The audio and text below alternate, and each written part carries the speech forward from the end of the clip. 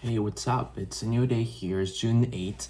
It's the birthday of my mom. It's my mom's birthday, and today it was a really great morning that I had with myself, and I started to make some reflection with my own thoughts, as I always do every time I wake up, and fight off with my own desires inside of my brain, animal brain. I tend to fight this a lot, but that's not a case. That the case is where you have this space for you all the time where you want to understand what are you doing. At least you had this first before in your life where you're questioning everything that you do. At least for watching the video, maybe you were related to the content that you were seeing in that video. Maybe you were related to this that you saw in a post or in a content or scrolling through social media. But when this happens, well, you get to the point where you can even shut your mind down, like in silence. We are stimulated, we're distracted, maybe we're looking for the answer, maybe I'm looking for this, I'm looking for that. I'm talking also from experience, but I tend to do that all the time. Looking for answers outside. And I tend to ignore myself, my inner self, my inner thoughts, my inner solutions all the time. And when I get to the state of silence, whether it's that's meditating or that's seeing my wall or watching people walking through, moving around and stuff, and not thinking about my inner world all the time, I kind of have this clarity of ideas, opportunities, solutions, and things that I wouldn't even think about before, but I get them after just putting my mind into silence. That's really crazy, bro. Because I don't know why, but we are mainly connected to a major divine when we are in silence. Meditation, you get clarity, you can sleep more, you can do all this stuff in your daily day, and you feel like you're connected to the source, to the divine, to the universe. Somehow you have this peace. You feel awesome. I do feel awesome after doing it, but what I refer about this, I think silence in the human body, in the human soul, in the human light is really essential. It's a time where we can recharge ourselves, where we can charge ourselves from experiences, from thoughts, from distractions, from all this stuff. Once we practice it, which is really crazy because we should have done it a long time ago in our lives, but we are not doing it.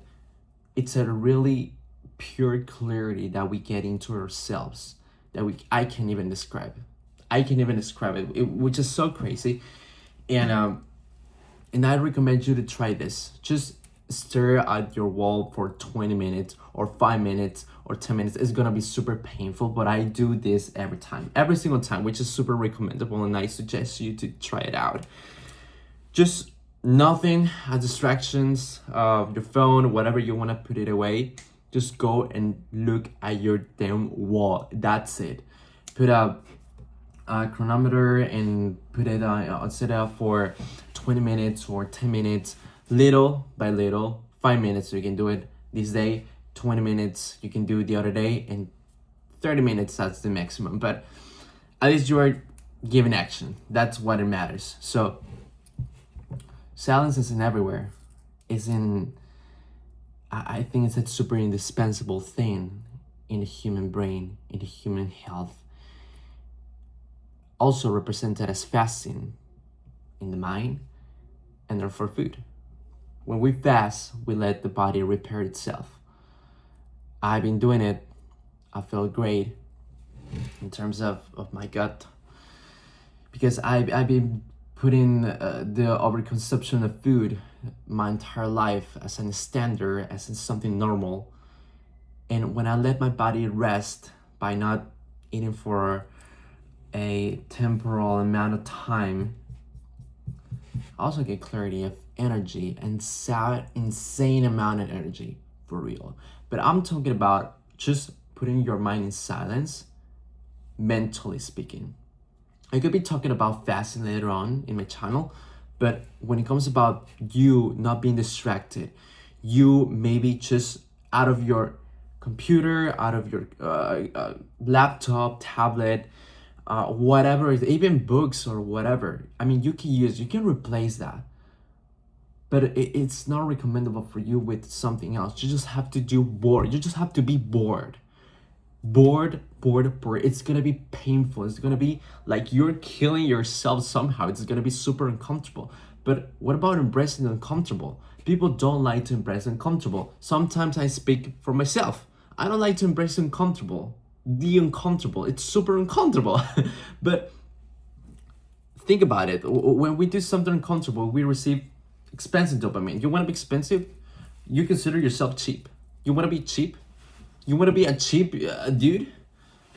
What's your worth? Where's our worth?